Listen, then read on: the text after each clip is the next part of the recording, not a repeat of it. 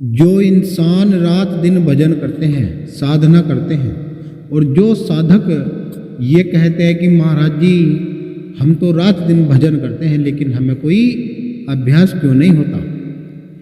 वे ये जानते नहीं है, वे कुछ नियम नहीं जानते, उन्हें पता नहीं कि भजन कैसे करना है, साधना कैसे करनी है। ये तो सब जानते हैं कि वो मालिक सतगुरु इसी शरीर के अंदर है, और कहा भी है कि हर जगह मौजूद है, नजर आता नहीं, बिना योग साधन के किसी को पाता नहीं। आइए साथ संगत जी, आज इसी विषय में ही हम आपके सामने एक बहुत महत्वपूर्ण बात साझा करने जा रहे हैं। यदि आप हमारे इस YouTube चैनल में नए हैं तो उसको सब्सक्राइब, लाइक और कमेंट करना बिल्कुल न भूलें, जिससे ज्ञानवर्धक वीडियो आप तक समय पर पहुंचते रहे। जय गुरु रविदास नाम का एक कमेंट जरूर छोड़ देना। आइए साथ संगत जी, जो लोग दिन में भी रात में भी भजन करते हैं और उनको कोई अभ्यास नहीं होता, विस्तार से सुन लो, आपके बहुत काम आ सकती है। और रातों रात वे खूब भजन करते हैं लेकिन उनको कोई अभ्यास होने ही वाला नहीं है। क्यों नहीं होने वाला, ये चीज़ हम जानते हैं कहानी के द्वारा। देखिए, किसी रास्ते से एक महाराज जी गुजर रहे थे, वहीं पर कुछ एक सत्संग मंडली बैठी हुई थी, तो वहीं पर कुछ इंसान ऐसे बैठे हुए थे। तो उन इंसानों ने महाराज जी की तरफ को नमस्ते करी, प्रणाम करी, सतनाम करी, और वे कहने लगे महाराज जी हम रात दिन भजन करते हैं लेकिन हमें कुछ अभ्यास नहीं होता। गुरु जी थोड़े थके हुए थे, उन्होंने गुरु जी के लिए एक आसन लगा दिया, वहीं पे वे बैठ गए। बैठने के बाद कुछ लोग और भी इकट्ठा हो गए। सभी लोग जब आपस में जुड़ गए तो वहाँ महाराज जी कहने लगे, क्या तुमने ये मंत्र जो तुम जाप करते हो, तुमने ये मंत्र कहाँ से लिया है। गुरु जी ने जब ये बात पूछी कि तुम जिस मंत्र का जाप करते हो वो मंत्र तुमने कहाँ से लिया है, एक इंसान उठकर कहने लगा, एक भगत कहने लगा, महाराज कि मैं शिव जी महाराज के मंदिर में गया था और वहाँ से मैंने ओम नमः शिवाय का एक मंत्र, वहाँ से सभी लोग कर रहे थे और माइक में भी चल रहा था, तो मैं उसी का जाप करता हूँ। दूसरा बोला कि भाई तूने मंत्र कहाँ से लिया। कह लगे महाराज जी मैं भी कृष्ण भगवान जी के मंदिर में गया था, मैंने भी वहाँ से एक मंत्र ले लिया और मैं भी उसका जाप करता हूँ। तीसरे से बोला तू बताइए भाई तूने मंत्र कहाँ से लिया। कहने लगे महाराज मैं तो एक देवी का भगत हूँ, उसी का पुजारी हूँ, और मैंने भी एक मंदिर में से ही गाया था और वहाँ से एक मंत्र मैंने भी उठा लिया। उधर कुछ सत्संग मंडली बैठी हुई थी, वो मौन रही, उसको कुछ कहने की जरूरत नहीं पड़ी।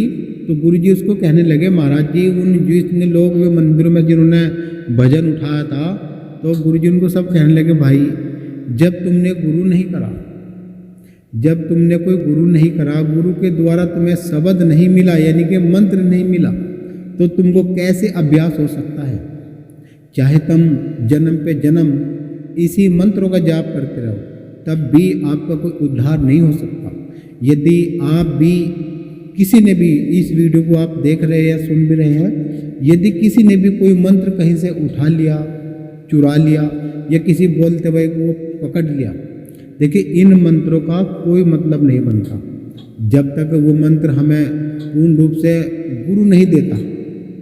और गुरु जब देता है तो उनको पूर्ण रूप से सिद्ध कर देता है, क्योंकि कहा है कि राम कृष्ण अवतार काए, गुरु से बड़ा न कोए, वशिष्ठ मुनि से पूछन लागे, जीवन मुक्त कैसे हुए।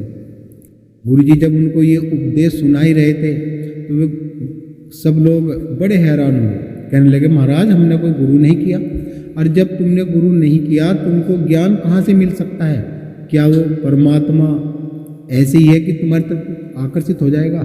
जब तुम, कहा है कि कीटी सम, एक कीड़ी होती है कि कीड़ी संग बल धरे चले न तेरा जोर, और नाम बिन सतगुरु के लाख मचावे शोर। कि जब तू उस मालिक परमात्मा का नाम नहीं जानता तो तुझको अभ्यास कैसे हो सकता है। मान लीजिएगा किसी का नाम राहुल है और हम उसको कहने लगे गोविंद गोविंद, तो वो कैसे सुनेगा बताओ। तो हम जब उसका सही नाम हमें पता लग जाएगा कि भाई उसका ये नाम है। देखिए परमात्मा यदि हम उस परमात्मा के नाम की बात करें तो हम वो नाम आपको जरूर बता सकते हैं, लेकिन उसके लिए आपको एक कमेंट के द्वारा आपको कहना पड़ेगा कि हाँ हमें मंत्रों की ज़रूरत है, तभी आपको उपलब्ध हो सकता है, ऐसे नहीं मिल सकता वो मंत्र। देखिए जैसे कहा भी है कि इस संसार के अंदर जब मान लो हम साधना करते हैं और साधना के द्वारा जो अभ्यास करते हैं वो किसको अभ्यास होता है?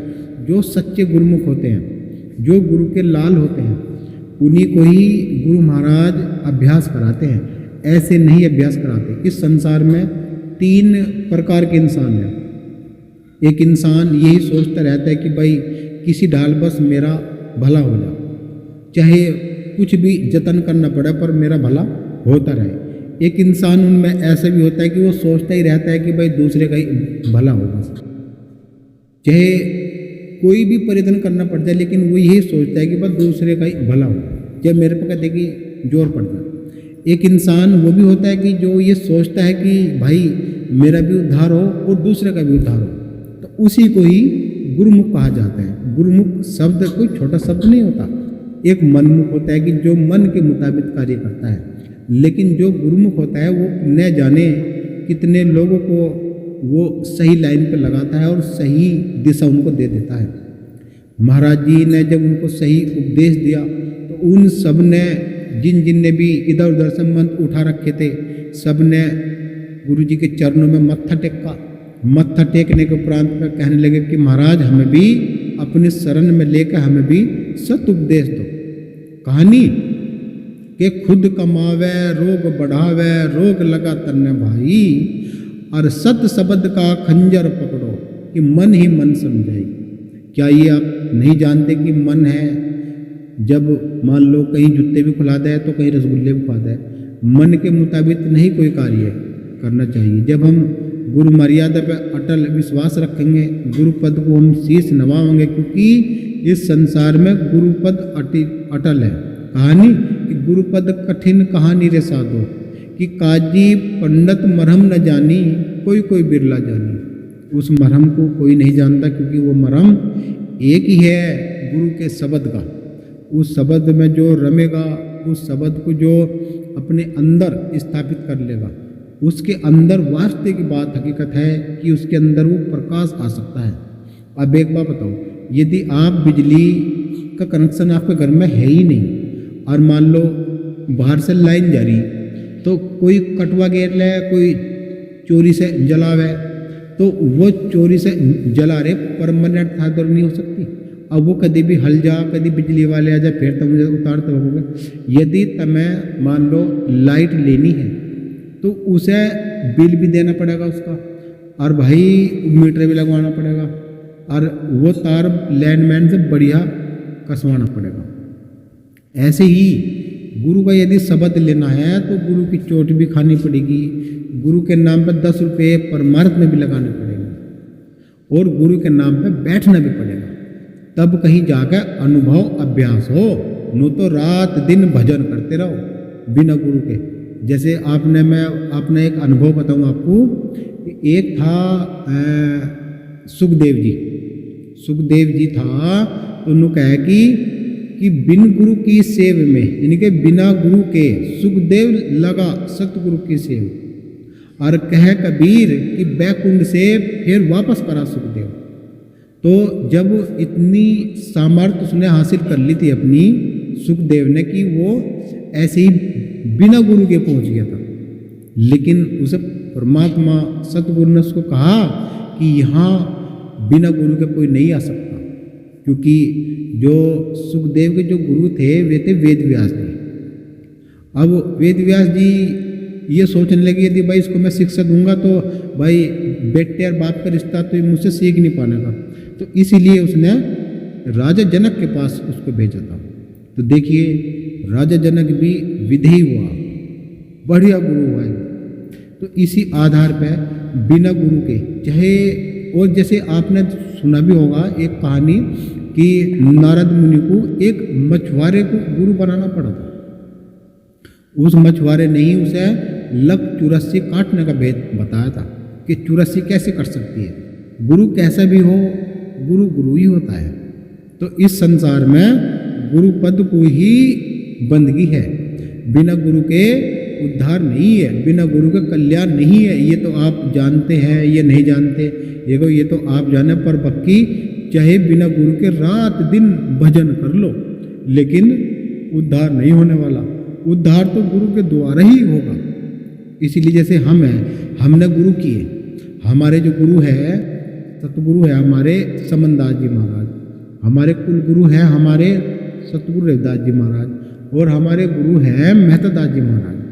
हमने अपने आप को गुरु महाराज के चरणों में अपने आप को सौंप दिया कि हे मालिक, तू जैसा हमारी भलाई के लिए जो तुझको अच्छा लगे बस वो ही करना, और हमें वो सत मार्ग आपने दिखाया है, उस सत मार्ग से कभी हमें हटने मत देना। जैसे गुरु जी कहते हैं कि सत ही पार करेगा। अरे जब सत पार करेगा भाई संसार के लोगों, तो सत को छोड़ो ही क्यों, सत को कस के पकड़ लो। जब झूठ में लोग मरे लग रहे, कपट में लोग मरे लग रहे, और छल में लोग मरे लग रहे, तो एक सत है वो बचा सके। जैसे आपने कभी सुना भी होगा, यहाँ दो बात आ रही, एक साहेब, तो इसमें सत लगाया, सत साहेब।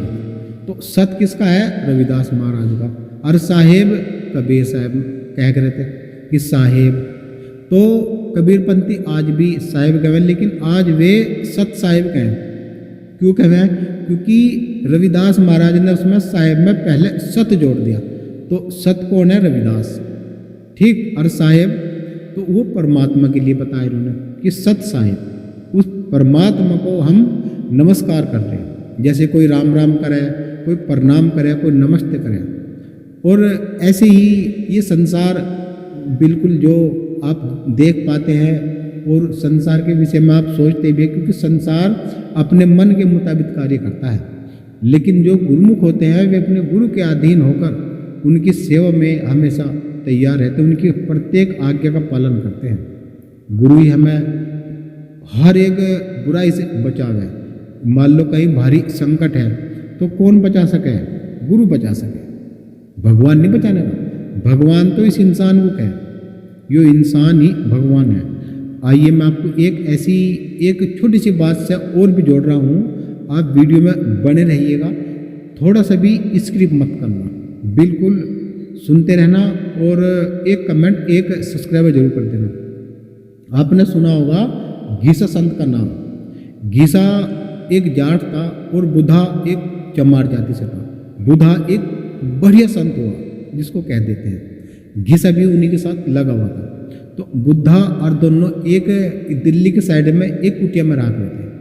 तो क्योंकि घीसा जाति से जाट था तो उसके पास कुछ जाट लोग बैठने आया करते रोज आश्रम में। तो बुधा जो है अपना मौन रहा करता और अपनी साधना में ध्यान रखता था। तो वे जाट कहने लगे घीसा से को, महाराज ने कहा यो भगवान कहाँ मिलेगा? अब घीसा को तो इस बारे में कोई भेद था नहीं। अब उनने घीसा ने कहा नुको, बुद्धा नुको, हाँ जी महाराज, नुको नु बतायो भगवान कहाँ मिलेगा? अब वो अपनी उस झोपड़ी का एक चक्कर काट के बैठ गया। थोड़ी देर के बाद उत्तर नहीं मिला, जिन्होंने पूछा था उन्हें भी उत्तर नहीं मिला। उन्होंने फिर कहा नुको रे घीसा नुको, हाँ, अरे इन्हें बुद्धे ने बताया नहीं। उनने फिर आवाज दी नुको, अरे बुद्धा नुको, हाँ महाराज, अरे भगवान नहीं बताया तुमने। वो फिर एक चक्कर काट के बैठ गए। फिर तीसरी बार उन्होंने फिर पूछा नुको, अरे बताया कुछ तो है नहीं तुमने भाई। अब वो फिर एक चक्कर काट, यानी कि इसी तरीके से उन्होंने 7 चक्कर काट दिए और फिर भी वो मौन रहा। अब उन जाटों ने फिर कहा घिसा सर नुको, घिसा तुमने बताया नहीं भगवान कहाँ मिलेगा, क्या है उसका, कोई रंग है, रूप है? तो फिर कहने लगा बुद्धा दास, जब नहीं रहा गया फिर पूछा उन्होंने 8 बार। तो फिर कहने लगा तो भाई सुनो भाई सभी, मैं तुम्हें कहना नहीं चाहता भाई, मैं इस पूरे ब्रह्मांड के 7 चक्कर काट के बैठ गया। जब तुमने बुझा, जब मैं इस पूरे ब्रह्मांड में घूम रहा था, पूरे ब्रह्मांड में, पर मुझे भगवान शब्द नहीं मिला कहीं भी, ना भगवान मिला भाई। बस जहाँ इस ब्रह्मांड के चक्कर मैंने 7 लगाए, पर मुझे गुरु से बड़ा कुछ नहीं लगा भाई, गुरु से बड़ी मुझे कोई पावर नहीं लगी। तो इसीलिए साध संगत जी सभी जितने भी लोग कोई गुरुमुखी इस वीडियो को सुन रहा हो या मान लो जो गुरुमुखी नहीं है वे भी सुन रहे हो, तो देखिए साध संगत सभी से एक अपील है। जगत गुरु सतगुरु रविदास जी महाराज वे मालिक इस संसार के हैं। देखो मैं उनके नाम से ही मेरा जीवन चलता है, उन्हीं के नाम से ही मुझको 2 वक्त की रोटी मिलती है और उन्हीं के ही नाम से मेरे तन पे कपड़ा मिलता है और उन्हीं के नाम से मेरे अंदर शरीर में श्वास चलती है। लेकिन मैं प्रत्येक श्वास अपनी वेस्ट नहीं करता, अपने मालिक अपने सतगुरु अपने रहबर उसी की याद उसी के भजन सुमरन में उसी की सेवा में मैं उसको इस्तेमाल करता हूँ। मैं उन चीज़ों को इधर उधर इस्तेमाल नहीं करता। तो मैं सभी से अपील करता हूँ कि सभी लोग गुरु महाराज की शरण में लगे, चाहे वो सत्संग लेवें या न लेवें, पर इतना वे करें कि यदि वे 10 काम खराब कर रहे तो एक काम वो अच्छे भी करके चले। कम से कम जब 10 काम का हिसाब लिया जाएगा तो उसमें 11वें काम का भी हिसाब लिया जाएगा, हाँ भाई 11वां काम इसका अच्छा था भाई।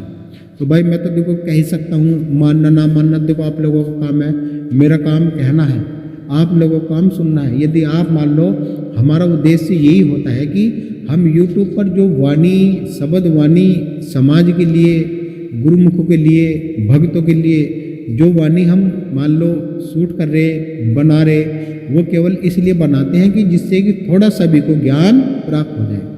मान लो कोई सत्संग में कहीं नहीं जा सकता, कहीं से किसी को कोई मान लो वाणी नहीं मिल सकती, तो उसको सही समय पर वो वाणी शब्द उसको मिलता रहे। तो वीडियो को यही समाप्त करेंगे। बिल्कुल वीडियो का सार यही है कि बिना गुरु के भाई ज्ञान नहीं मिलने का, बिना गुरु के ज्ञान किसी को नहीं मिला। बड़े से बड़ा यहाँ ऋषि मुनि हुए, सभी गुरु परंपरा की महानता का वर्णन करके गए, सभी ने गुरु को ही पूजा। बिना गुरु के यहाँ कोई भी अमर नहीं होने का इस संसार में। तो इसीलिए आधार पे शब्द, यदि आप किसी मंदिर में से आपने कोई मंत्र ले लिया, उसका आप जाप कर रहे हो, उससे कुछ भी आपका भला नहीं होने वाला। नहीं आप किसी शेरा वाली की पूजा कर लो, नहीं तो उसमें कुछ भला होने वाला। क्योंकि बिना गुरु के किसी की पूजा कर लो आप, और गुरु बना के चाहिए आप अपनी माँ के ही चरणों में ठटक हो जाओ, जब भी आपका उद्धार होगा। ये परमात्मा इस प्रकृति का नियम है जो उस नियम के आधार पर चलेगा। देखो एक बात देखो, मान लो किसी का इंटरव्यू है या मान लो किसी को अपना फॉर्म जो है सबमिट करना, यदि उसमें एक भी अंक गलत हो गया तो वो सबमिट नहीं होने का। इसी आधार जब वो सबमिट नहीं होने का कंप्यूटर में, तो जो उस परमात्मा ने जो नियम निर्धारित कर रखे उसे हम कैसे बदल सकते हैं? भाई हमारे हाथ में बदलना नहीं है, हम अपने आप को बदल सकते हैं, अपनी सोच को बदलेंगे। यदि हमारी सोच बदलेगी तकदीर बदलेगी, तकदीर बदलेगी हमारा भाग्य बदलेगा, भाग्य बदलेगा हमारा भविष्य बदलेगा। और जब हमारा भविष्य बदलेगा ना तो किस्मत चमक जाएगी जैसे आकाश में सूर्य। तो इसी आधार पर हमने तो आपको समझाने का हमारा फर्ज था, सुनने का आपका फर्ज था। अच्छा लगा कर लियो, नहीं अच्छा लगा थारी मर्जी की बात है। तो एक जयकारा जरूर बोल लेंगे। बोलिए संत शिरोमणि सतगुरु रविदास जी महाराज की जय, संत शिरोमणि सतगुरु समनदास जी महाराज की जय, गुरु मेहता दास महाराज की जय। सतनाम सतगुरु जय रविदास।